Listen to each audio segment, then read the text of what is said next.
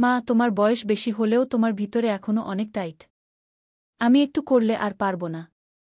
মা, তোমার ভিতরে এত গরম কেন? আমার এটা তো পুড়ে যাবে। তোমার ভিতরে কি পানি ছেড়ে দিব? হ্যালো বন্ধুদের, আজকের এই গল্পে আপনাদের স্বাগতম। আপনাদের কাছে অনুরোধ, যদি আপনি প্রথমবার আমাদের চ্যানেলে এসে থাকেন, তাহলে অবশ্যই চ্যানেলটি সাবস্ক্রাইব করুন। এই গল্পটি শেষ পর্যন্ত শুনুন, অনেক মজা পাবেন। তাহলে চলুন গল্প শুরু করি। আমার নাম অজয় এবং আমার বয়স ৩০ বছর। আমার মায়ের নাম পুনিতা, তিনি একজন গৃহিণী। যদিও তিনি বি.এড সম্পন্ন করেছেন, আমার মা একটু খাটো কিন্তু শরীর ভারী ভারী। তিনি সবসময় শাড়ি পরেন, আমি তাকে শাড়ি ছাড়া অন্য কিছু পরতে দেখিনি। কিন্তু যে রাতে এই ঘটনা ঘটে, তারপর থেকে আমার এবং মায়ের জীবন বদলে গেছে। এই ঘটনা তখনকার, যখন আমার বয়স ২৪ বছর। সেই দিন বাবা হার্ট অ্যাটাকে আক্রান্ত হন এবং তাকে হাসপাতালে ভর্তি করতে হয়। তখন আমার পিজি সম্পন্ন হয়েছে এবং আমি চাকরির খোঁজে ছিলাম, তাই বাড়িতেই থাকতাম। মা বি.এড করার পরেও চাকরি না করে গৃহিণী থেকে গিয়েছিলেন। তখন হাসপাতালে বাবার চিকিৎসা চলছিল, কিন্তু তার অবস্থার কোনো উন্নতি হচ্ছিল না। বাবার এই অবস্থা দেখে মা ভেঙে পড়েছিলেন। আমি তার একমাত্র সন্তান, তাই তিনি আমার উপর নির্ভরশীল ছিলেন। বাবার অসুস্থতার খবর শুনে আমার মাসি এবং মামাও সঙ্গে সঙ্গে হাসপাতালে পৌঁছে গিয়েছিলেন। সবাই নিজ নিজভাবে সাহায্য করছিলেন। ৪-৫ দিন পর ডাক্তার সেই কথা বললেন যা আমরা ভয় পাচ্ছিলাম। ডাক্তার বললেন, এখন বাবাকে বাঁচানো কঠিন। এটিও শুনে মা অজ্ঞান হয়ে গেলেন। আমি তার পাশে ছিলাম, তাই তাকে সামলে নিলাম। বাবা এখন ভেন্টিলেটরে ছিলেন, যতক্ষণ ভেন্টিলেটর চলছিল ততক্ষণই তার শ্বাস নেওয়া সম্ভব ছিল। তখন আমি এবং মা বাবার সঙ্গে শেষবারের মতো দেখা করতে আইসিইউতে গেলাম। মা এখন কিছুটা সামলে উঠেছিলেন, তিনি কাঁদতে কাঁদতে বাবাকে জড়িয়ে ধরলেন। আমিও তার হাত ধরে কাঁদতে লাগলাম। কিছুক্ষণের মধ্যেই বাবার শেষ নিঃশ্বাস বেরিয়ে গেল এবং তিনি তার জীবনযাত্রা সম্পন্ন করলেন। আমরা আইসিইউ থেকে বেরিয়ে এলাম এবং মা আমাকে জড়িয়ে ধরে জোরে জোরে কাঁদতে লাগলেন। পরে শেষকৃত্যের প্রস্তুতি শুরু হয়ে গেল। দিন কেটে গেল, সন্ধ্যা ৬টা বাজে।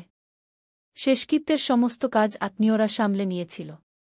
শ্মশানঘাট থেকে বাড়ি ফিরে আমি নিজের ঘরে গেলাম এবং জোরে কেঁদে উঠলাম। মা শুধু কাঁদছিল, সে খুবই বিচলিত ছিল। কিছুক্ষণ পর মাসি আমার জন্য চা নিয়ে এলেন, তখন আমি উঠে বসলাম। চা নিতে গিয়ে আমি তাকে জিজ্ঞাসা করলাম, মা কেমন আছে? মাসি বললেন, দিদি এখনও কাঁদছেন অজয়। তাকে খুব কষ্ট হচ্ছে। তখন আমি বললাম, হ্যাঁ মাসি, তার বাবার সাথে খুব লেগে থাকত। আমারও কিছু বুঝে আসছে না। মাসি বললেন, আমি বুঝতে পারছি অজয়, কিন্তু এখন দিদির তোমারই সাহায্য দরকার। এই বয়সে সে পুরোপুরি তোমার উপরই নির্ভর করছে। এতটা বলে মাসি চলে গেলেন। তখন আমি ভাবতে শুরু করলাম যে এখন এই বাড়ির দায়িত্ব আমারই। আমার মনে চাকরি এবং ভবিষ্যৎ জীবন নিয়ে নানা চিন্তা আসতে লাগল। আমাকে যত তাড়াতাড়ি সম্ভব চাকরি খুঁজে নিতে হবে এবং নিজেকে দায়িত্বশীল করে তুলতে হবে, কারণ বাবার পেনশনে আমরা কতদিন চলতে পারব? এই সব চিন্তায় আমার মাথা ভারী হয়ে উঠছিল। আমি আমার ঘরের বারান্দায় গিয়ে দাঁড়ালাম, যাতে কিছুটা তাজা বাতাস পাই। এতে কিছুটা ভালো লাগল। লিভিং রুমে মা এবং মাসি বসেছিলেন, আত্মীয়দের সাথে কথা বলছিলেন। কিছুক্ষণ পর আত্মীয়দের ভিড় কমে গেল। মাসি আমার ঘরে এসে বললেন, আমি খাবার তৈরি করছি, ততক্ষণ তুমি মায়ের কাছে বসো। আমি হ্যাঁ বলে মায়ের কাছে গিয়ে বসলাম। আমাকে দেখে মা আমার গলা জড়িয়ে ধরে আবার কাঁদতে উঠলেন। আমি তাকে জড়িয়ে ধরে শান্ত করার চেষ্টা করলাম। আমার মা ফর্সা রঙের ছিলেন, এত কান্নার কারণে তার গাল লাল হয়ে গিয়েছিল। তার চোখও ক্লান্ত ছিল। সে আমার সাথে লেপ্টে কাঁদতে লাগল। আমি তাকে বললাম, মা এখন আর কাঁদো না। যা হবে তা হয়ে গেছে।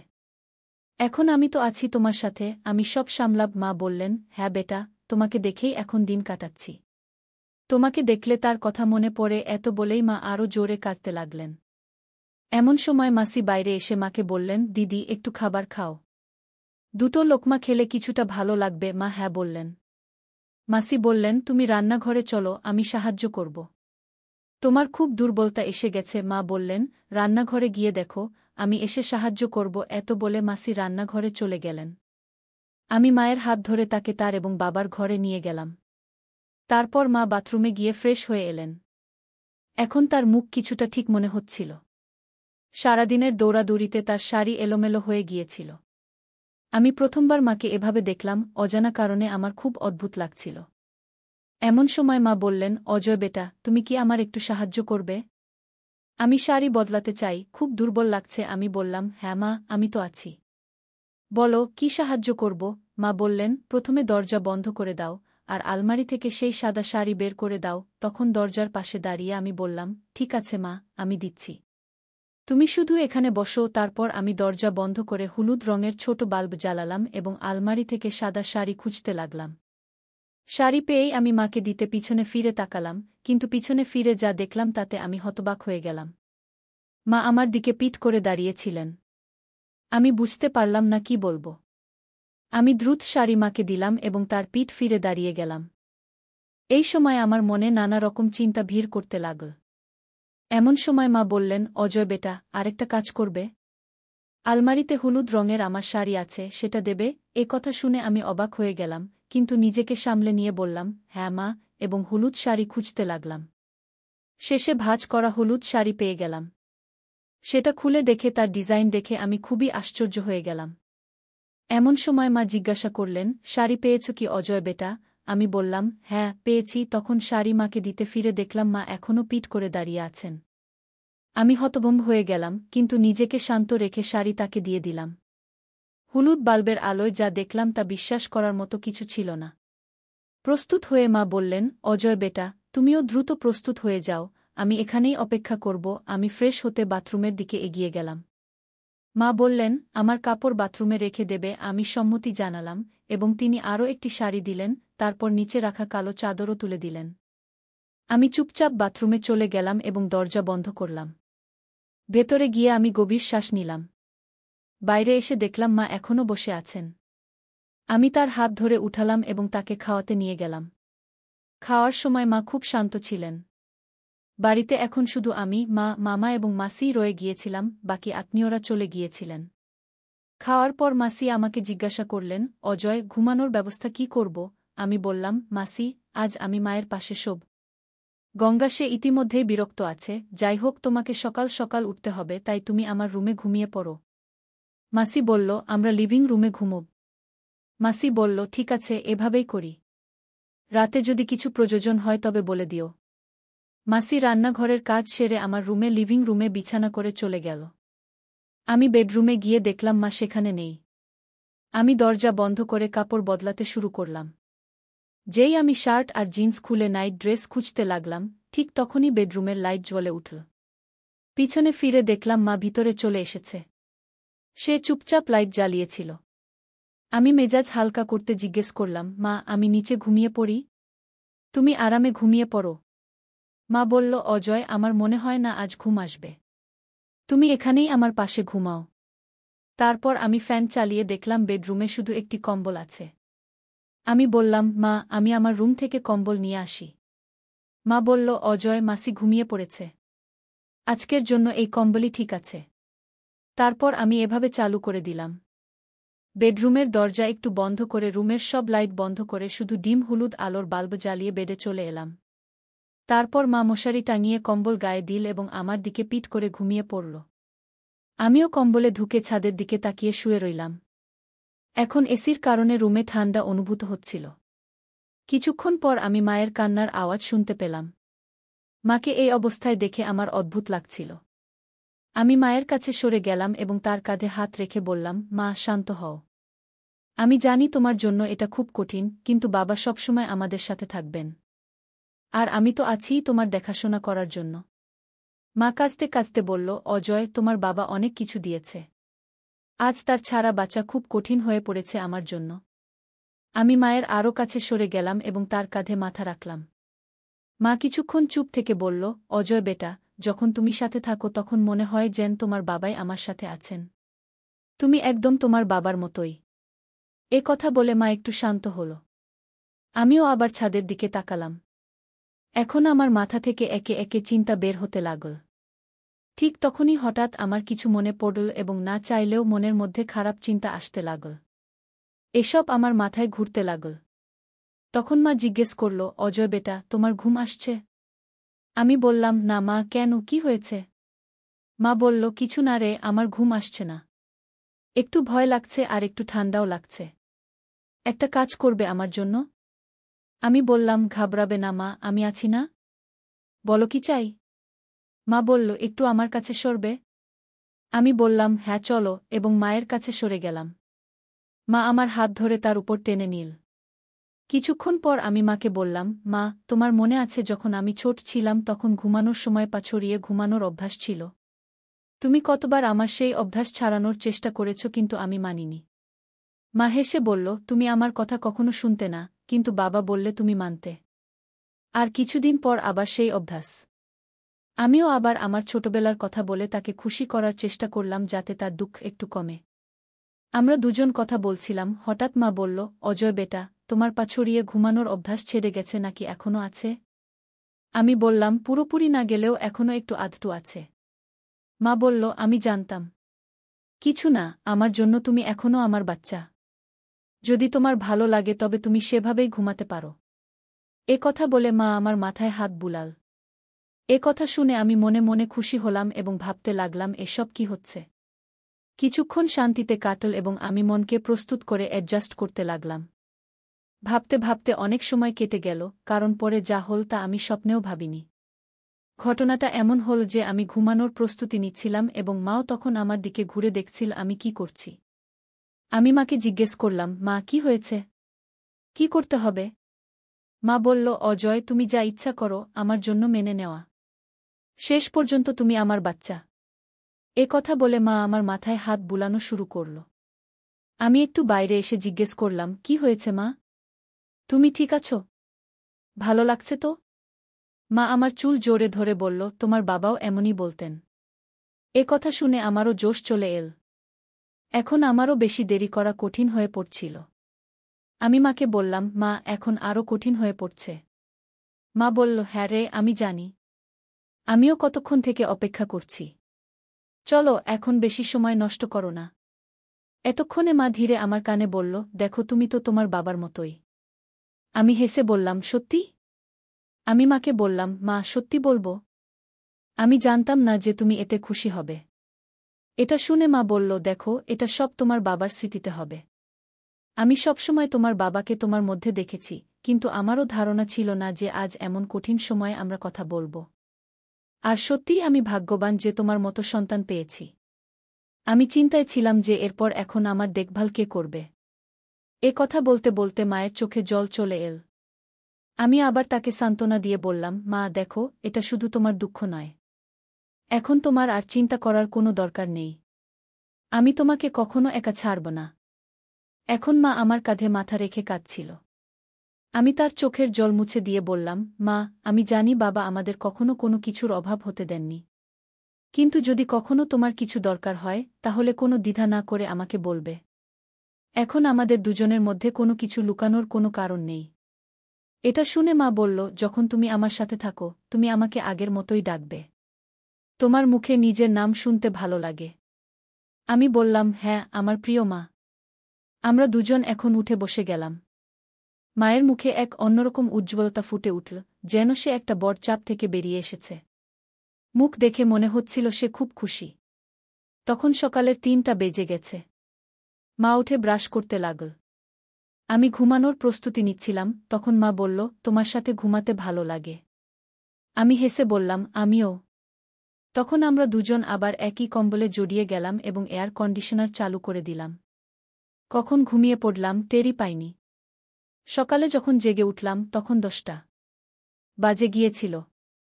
আমি ঘরে একা ছিলাম। আমি কাপড় পরে ব্রাশ করলাম এবং বেডরুম থেকে বেরিয়ে এলাম। মা, মাসি এবং বাকি অতিথিরা চা পান করছিলেন। আমাকে দেখে মা বললেন, অজয় উঠে গেছে। এসো, চা নাও। আমি হ্যাঁ বলে মায়ের কাছ থেকে চা নিলাম। ঠিক তখনই দরজার ঘণ্টা বাজল। মাসি গিয়ে দরজা খুললেন, সেখানে আমার দাদি অর্থাৎ বাবার মা দাঁড়িয়েছিলেন।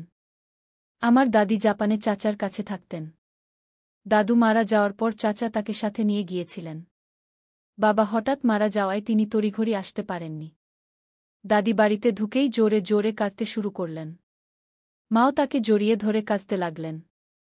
আমার দাদির নাম ছিল ববিতা। আমি তাকে ছোটবেলায় দেখেছিলাম। দাদু মারা যাওয়ার পর চাচা তাকে সাথে নিয়ে গিয়েছিলেন। আমি অনেক বছর পর দাদিকে দেখছিলাম। দাদি অনেক বদলে গিয়েছিলেন। তার জীবনযাপন, কথা বলার ভঙ্গি সবই জাপানি স্টাইলে হয়ে গিয়েছিল। আমাকে দেখে দাদি স্নেহে আমার গায়ে হাত বুলালেন এবং আমাকে জড়িয়ে ধরে কাঁদতে লাগলেন। আমি দাদিকে সান্ত্বনা দিচ্ছিলাম। পরের 15 থেকে 20 দিন শুধুই দৌড়ঝাঁপে কেটে গেল। এখন দাদি চলে এসেছিলেন, তাই আমার এবং মায়ের একসাথে সময় কাটানোর সুযোগ কম হচ্ছিল। রাতেও দাদি মায়ের সাথে ঘুমাতেন, তাই আমাদের একসাথে থাকার সুযোগ হচ্ছিল না। জানতাম, কিন্তু চুরি করে সময় কাটাতেও এক আলাদা মজা ছিল।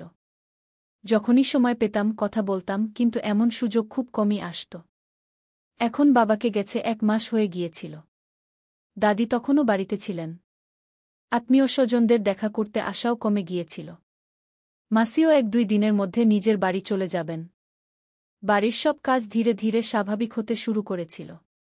মাঝে মাঝে কোনো আত্মীয়ের ফোন আসত বা কেউ দেখা করতে আসত, আর তখন পুরনো স্মৃতি তাজা করে কান্না শুরু হয়ে যেত। একদিন দাদি বললেন, অজয় বেটা, তোমার সাথে কিছু কথা বলতে চাই।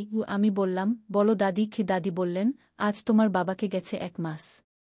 তোমার মা এখনও সেই শোক থেকে বেরিয়ে আসতে পারেননি। তাই আমি বলছি, তুমি মাকে মামার কাছে শিবপুর নিয়ে যাও। সেখানে কয়েকদিন থাকলে পুনিতার কিছুটা স্বস্তি হবে। পুনিতা আমার মায়ের নাম। আমি বললাম, হ্যাঁ দাদি, ঠিক বলছ। আমি মায়ের সাথে কথা বলব। দাদির কথা আমার ঠিক মনে হল। মা এবং আমারও এতদিন পর একসাথে সময় কাটানোর সুযোগ মিলত। তাই আমি সঙ্গে সঙ্গে রাজি হয়ে গেলাম এবং মায়ের সাথে কথা বললাম। মাকেও ব্যাপারটা ভালো লাগল। তারপর আমি মামাকে ফোন করে আমাদের আসার প্ল্যান জানালাম। মামা এবং মামি দুজনেই উৎসাহে আমাদের জন্য অপেক্ষা করতে লাগলেন। পরের দিন আমাদের বেরোতে হবে, তাই আমি এবং মা প্যাকিং শুরু করলাম। কিছু প্রয়োজনীয় কাপড় নিয়ে আমরা ব্যাগ গুছিয়ে নিলাম। প্ল্যান হলো, আমি এবং মা ফ্লাইটে কলকাতা যাব। সেখান থেকে মামা নিজের গাড়ি নিয়ে আসবেন এবং আমরা শিবপুর মামার গাড়িতে যাব। মনসুন শুরু হয়ে গিয়েছিল, তাই আমরা তাড়াতাড়ি বেরোনোর সিদ্ধান্ত নিলাম। প্ল্যান অনুযায়ী আমরা দিল্লি থেকে কলকাতার ফ্লাইট ধরার জন্য প্রস্তুত হলাম। ফ্লাইটে বসেই মা আমার কাঁধ ধরে ঘুমিয়ে পড়লেন। কিন্তু আমি নিজেকে সংযত রাখলাম। দিল্লি থেকে কলকাতার ফ্লাইট প্রায় 2 ঘন্টার। তাই আমরা দুপুর 2টায় কলকাতা পৌঁছে গেলাম। যেই আমরা কলকাতা এয়ারপোর্টে নামলাম, সেখানে তীব্র বৃষ্টি শুরু হয়ে গেল। এয়ারপোর্টে পৌঁছে আমি মামাকে ফোন করলাম, মামা, কোথায় পৌঁছেছেন? আমরা কলকাতা এয়ারপোর্টে পৌঁছে গেছি, কিন্তু মামা তখনও কলকাতায় পৌঁছাননি। আমি এয়ারপোর্টে মোবাইল বন্ধ করতেই জানতে পারলাম, কলকাতার উপকূলীয় অঞ্চলে সাইক্লোন আঘাত হেনেছে। তাই তীব্র বৃষ্টি হচ্ছে এবং কলকাতার সব রাস্তা বন্ধ হয়ে গিয়েছে। আমি মায়ের সাথে এই সব কথা শেয়ার করলাম এবং আমরা সিদ্ধান্ত নিলাম, সাইক্লোন এবং বৃষ্টি থামা পর্যন্ত আমরা কলকাতাতেই থাকব। আমি মামা এবং দাদিকেও এই খবর দিয়ে দিলাম। সবাই পরিস্থিতির কাছে অসহায় ছিল, তাই কারও কোনো অসুবিধা হল না। তারপর আমি এয়ারপোর্টের কাছেই একটি ভালো 5 স্টার হোটেলে রুম বুক করলাম। সেখানে অন্য কোনো রুম না পাওয়ায় আমাদের 5 স্টার হোটেলের একটি ব্যালকনি যুক্ত রুমই বুক করতে হল। এই পরিস্থিতিতে আমরা দুজনেই খুশি ছিলাম, কারণ আমরা যতটা সময় চেয়েছিলাম ততটা সময় পেয়ে গিয়েছিলাম। এবং নিশ্চিতভাবেই কেউ জানতে পারত না। দ্রুত ক্যাব বুক করে হোটেলে পৌঁছে গেলাম। সেখানে চেক ইন কাউন্টারে আমরা দুজন চেক ইন করছিলাম। আমি আমার নামে রুম বুক করেছিলাম, তাই আমার ডকুমেন্ট দিলাম। তখন রিসেপশনিস্ট বলল, স্যার, ম্যাডামেরও ডেটা চাই সিস্টেমে যোগ করার জন্য। আমি হ্যাঁ বলে মায়ের ডেটা বলতে যাচ্ছিলাম, তখন মা এগিয়ে এসে নিজেই বলতে শুরু করলেন। মা বললেন, মিস পুনিতা পাটকর। মায়ের এই উত্তর শুনে আমি হতবাক হয়ে গেলাম। রিসেপশনিস্ট অপশন এবং রিলেশনশিপ জিজ্ঞাসা করলে মা বললেন, মিসেস কু। এবার আমি মায়ের দিকে বিস্ময়ে তাকালাম। মা হালকাভাবে আমার দিকে দেখে আমি হাসলাম এবং সব বুঝে গেলাম। আমরা দুজন রুমে চলে গেলাম। রুমে ঢুকেই আমি দরজা বন্ধ করলাম। আমার ওয়াশরুমে যাওয়া দরকার ছিল, ভ্রমণ এবং দৌড়াদৌড়িতে আমার সময় হয়নি। তখন আমি মাকে একটু সরিয়ে দিয়ে বললাম, পুনিতা জি, আমি 2 মিনিটে ফিরে আসছি। আমি তাকে একটু সরিয়ে দিলাম, কিন্তু সে সরে যাচ্ছিল না। তখন আমি নিজেই একটু সরে গেলাম। তখন মা বললেন, অজয় বেটা, থামার দরকার নেই। আমি বললাম, 2 মিনিটে বাথরুমে যাচ্ছি। এটা শুনে তার চোখ চকচক করে উঠল। সে সঙ্গে সঙ্গে বলল, আমাকে গোসল করতে হবে। তখন আমি আশ্চর্য আর খুশিতে বললাম, আচ্ছা, গোসল করবে মা? মা হেসে বললেন, হ্যাঁ। আমি এসব কিভাবে জানি? সে বলল, তুমি কি ভাবো, এত বছর ধরে তোমার বাবাকে অন্য কোনো মহিলার কাছে যাওয়ার দরকার কেন পড়েনি? কারণ আমি তাকে কোনো কিছুর জন্য কখনো না বলিনি। যা কিছু তার দরকার ছিল আমি বানিয়ে দিয়েছি। তার জন্য আমাকে ইন্টারনেট থেকে বিভিন্ন রেসিপি শিখতে হয়েছে। কিন্তু তখনই আমি এই নতুন জিনিসগুলোর খবর পেলাম, তখন আমি আশ্চর্য হয়ে বললাম, সত্যি মা? মা বললেন, হ্যাঁ সত্যি, আমরা খুব ক্লান্ত ছিলাম, তাই আমরা দুজনেই ঘুমিয়ে পড়লাম। যখন উঠলাম তখন সন্ধ্যা 6টা বেজে গেছে। ক্ষুধা পেয়েছিল, তাই আমরা প্রস্তুত হয়ে হোটেলে পেট ভরে খাবার খেতে গেলাম। হোটেলে ভালো খাবার খাওয়ার পর আমরা দুজন আবার রুমে ফিরে এলাম। রুমে একটা শান্তিপূর্ণ পরিবেশ ছিল। মা বললেন, অজয়, আজকের সন্ধ্যা খুব বিশেষ কি? তখন তার চোখে এক চমক ছিল যা আমি আগে কখনো দেখিনি। আমি হেসে বললাম, হ্যাঁ মা, আজকের সন্ধ্যা সত্যিই বিশেষ। তারপর আমরা দুজন টিভি অন করলাম এবং কিছুক্ষণের জন্য একটা রোমান্টিক মুভি দেখতে লাগলাম। মুভির সময় মা আমার হাত ধরে ফেললেন এবং ধীরে ধীরে আমার কাছাকাছি চলে এলেন। তখন তার মুখে একটা মিষ্টি হাসি ছিল। সে বলল, অজয়, তোমার সাথে কাটানো প্রতিটি মুহূর্ত আমার জন্য বিশেষ হয়। আমি তার চুলে হাত বুলিয়ে বললাম, মা, তুমি আমার জীবনের সবচেয়ে সুন্দর অংশ। তারপর আমাদের দুজনের মধ্যে একটা গভীর রোমান্টিক আলোচনা শুরু হল।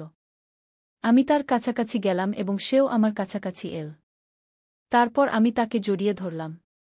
সেই মুহূর্তে মনে হচ্ছিল যেন সময় থেমে গেছে। তার হৃদস্পন্দন আমার হৃদস্পন্দনের সাথে মিলে যাচ্ছিল। আমরা একে অপরকে কাছ থেকে অনুভব করলাম এবং আমাদের শ্বাস এক হয়ে গেল। মা মৃদু কণ্ঠে বললেন, অজয়, আমি তোমাকে খুব ভালোবাসি। আমি আমার ঠোঁটে হালকা হাসি নিয়ে বললাম, মা, তুমি তো আমার জীবন। তারপর আমরা একে অপরের চোখে তাকালাম এবং ধীরে ধীরে আমাদের ঠোঁট কাছাকাছি নিয়ে এলাম। সেই মুহূর্তটা খুবই জাদুকরী ছিল। ঠিক তখনই আমাদের ঠোঁট একে অপরের সাথে মিলে গেল এবং আমরা একটা গভীর আর রোমান্টিক অভিজ্ঞতা ভাগ করলাম। এই অভিজ্ঞতা আমাদের ভালোবাসা আর বিশ্বাসের প্রতীক ছিল। তারপর আমরা দুজন একে অপরের বাহুতে রাত কাটালাম, একে অপরের উষ্ণতা আর ভালোবাসা অনুভব করলাম। সেই রাতে আমরা বুঝতে পেরেছিলাম সত্যিকারের ভালোবাসা কি। আমাদের মধ্যে বন্ধন আরও শক্ত হয়ে গিয়েছিল। সকালে যখন সূর্যের আলো ঘরে এল, তখন আমি মাকে আমার পাশে ঘুমোতে দেখলাম। তার হাসি আর শান্ত মুখ দেখে আমি অনুভব করলাম আমার জীবনের প্রতিটি দিন তার সাথে কতটা বিশেষ।